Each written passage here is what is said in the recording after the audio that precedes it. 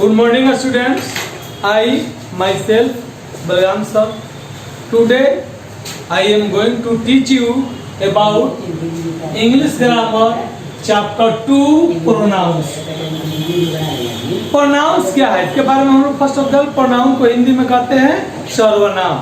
तो pronoun क्या है इसको शॉर्ट में कह सकते हैं कि pronoun is a word which is used for a noun. जो संज्ञा के बदले में प्रयोग किया जाता है उसे हम प्रोनाउन कहते हैं. लेकिन इसको डिटेल में डिफिनीशन कैसे देंगे? A pronoun is a word which is used for a name of for a person और थिंग और ए ग्रुप ऑफ पीपल और थिंग्स. यानी प्रोनाउन एक शब्द है जैसा कि पार्ट्स ऑफ स्पीच का सेकंड पार्ट है.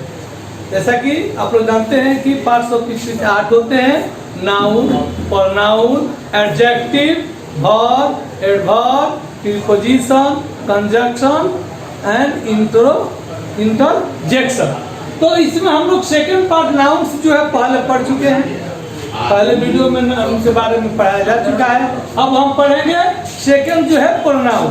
तो प्रोनाउन जो है एक शब्द है which is for a name, जो एक नाम के लिए प्रयोग किया जाता है, या फॉर ए पर्सन एक व्यक्ति के लिए, और थिंग वस्तु के लिए, और ग्रुप ऑफ पीपल और थिंग लोगों या वस्तुओं के समूह के लिए यह प्रयोग किया जाता है. तो उसको हम लोग प्रोनाउन कहते हैं. Example I, we, you, he, she, it, they, it, ये सब सारे जो है वो प्रोनाउन है. अब जैसे मान लिया जाए एग्जाम्पल में कि राम रीड्स ए बुक, इसको हम लोग राम के बदले में नाउन है राम, तो राम के बदले में हम क्या प्रयोग कर सकते हैं? ही का. तो ही रीड्स ए बुक हो जाएगा. तो इसमें हम अब पढ़े कि कितने इसके पार्ट होते हैं प्रोनाउन के. तो there are 5 types of pronouns. Pronoun जो होते हैं वो 5 प्रकार के होते हैं. पहला personal pronoun, second reflexive pronoun, third relative pronouns, fourth possessive pronoun, fifth interrogative pronouns. ये 5 प्रोनाउंस है. पांचों प्रोनाउंस के बारे में हम लोग 1 by 1 करके पढ़ेंगे. तो पहला है personal pronouns.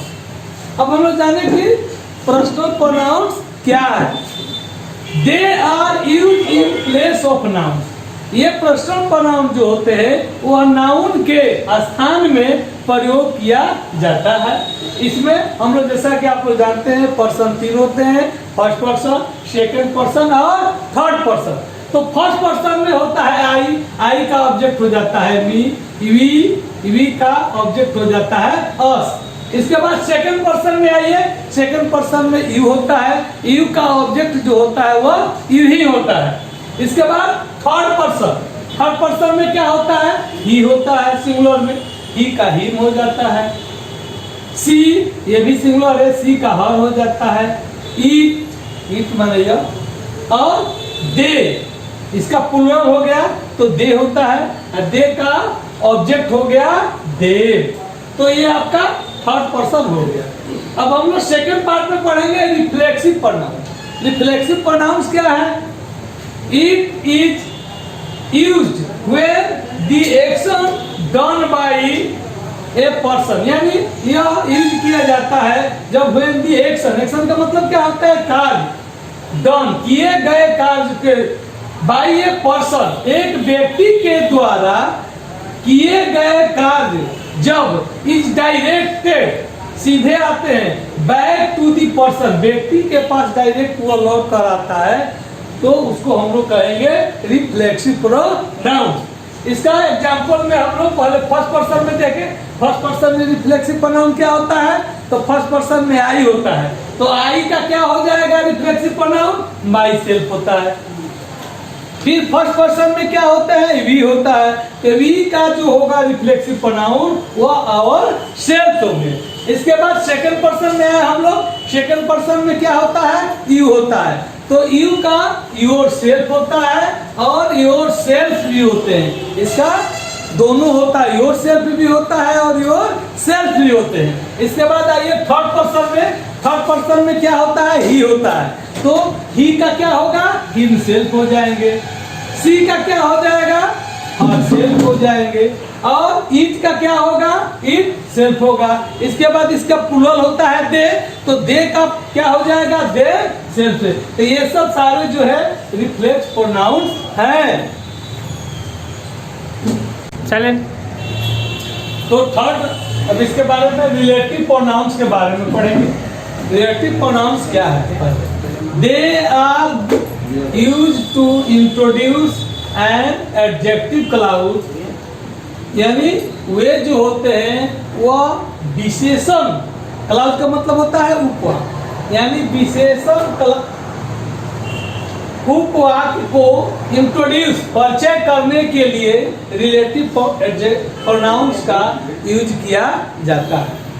And always refers to a noun, और यह हमेशा नाउन से रेफर करता है, संबंध रखता है which precedes it, जो इसको आगे की ओर बढ़ाता है। तो यह आपका रिलेटिव प्रोनाउंस होता है। इसमें एग्जाम्पल में कौन कौन होते हैं, हु हुम जो होता है वह इज यूज्ड फॉर पीपल, वह लोगों के लिए प्रयोग किया जाता है। इसके बाद एग्जाम्पल में हुज है, whose is used for people to show position, अपने अधिकारों को दिखाने के लिए हुज का प्रयोग किया जाता है। नेक्स्ट जो है वो रिलेटिव प्रोनाउन में हिविच है, which is used for animals and things, यह जानवरों और वस्तुओं के प्रयोग के लिए किया जाता है। एंड लास्ट में है that, that is used for people animals and things, यह लोगों के, जानवरों के या वस्तुओं के बारे में दैट का प्रयोग किया जाता है। इसके बाद फोर्थ जो है पार्ट इसका पोजेसिव प्रोनाउंस।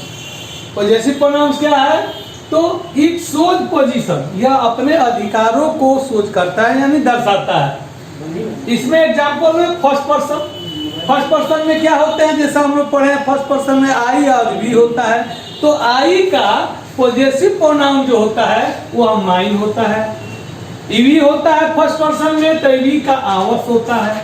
और इसका सेकंड पर्सन में यू होता है, तो सेकंड पर्सन का जो पोजेसिव प्रोनाउन होगा वह योर्स होगा। इसके बाद आइए थर्ड पर्सन, थर्ड पर्सन में क्या होता है, ही होता है, तो ही का पोजेसिव जो होगा प्रोनाउन वह हीज होगा। इसके बाद सी होता है, सी का होगा हर्ष होगा।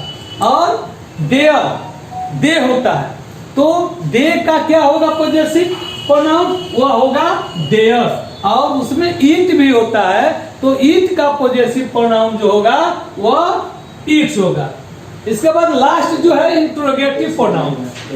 इंट्रोगेटिव प्रोनाउन प्रश्नवाचक सर्वनाम है। यह क्या है, इसका कोई खास डिफिनीशन नहीं है, बस ये जानिए कि words like what, which, whose, who, whom, which begin से क्वेश्चन, यह क्वेश्चन से जो होता है वो प्रारंभ होता है। व्हाट माने क्या, इसे जान लो। व्हिच माने कौन, हुज किसका, हु कौन, हुम किसको, व्हिच माने कौन। ये सब सारे प्रश्नवाचक शब्दों से जब शुरू होता है तो उसे हम लोग इंट्रोगेटिव प्रोनाउंस करते हैं। इसके बाद आप लोग के होमवर्क के लिए इसको फर्स्ट ऑफ ऑल क्या कीजिए, इसको रीड एंड रिमेम्बर।